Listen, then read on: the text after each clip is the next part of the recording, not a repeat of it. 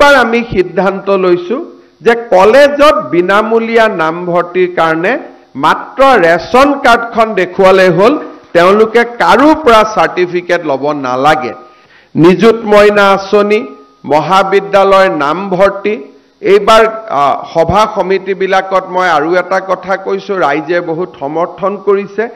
কলেজত আমাৰ free admission আছে কিন্তু ফ্ৰী এডমিশন লবৰ বাবে গাঁওবুঢ়াৰ সাৰ্টিফিকেট লাগে মৌজাদাৰৰ সাৰ্টিফিকেট লাগে মানুহে বহুত টকা খৰচ কৰিব লাগে এইবাৰ আমি সিদ্ধান্ত লৈছো যে কলেজত বিনামূলীয়া নামভৰ্তিৰ কাৰণে মাত্ৰ ৰেশন কাৰ্ডখন দেখুৱালে হ'ল তেওঁলোকে কাৰো পৰা সাৰ্টিফিকেট ল'ব নালাগে এই সৰু কথাটো মই যেতিয়া গাঁৱত কৈছো ইলেক্ট্ৰিচিটিৰ দাম কমোৱাতকৈ এই কথাটোহে গাঁৱৰ ৰাইজে বেছি হাতচাপৰি বজাইছে তাৰ মানে কেতিয়াবা আমি সৰু বুলি ভাবি থকা কথাবিলাকে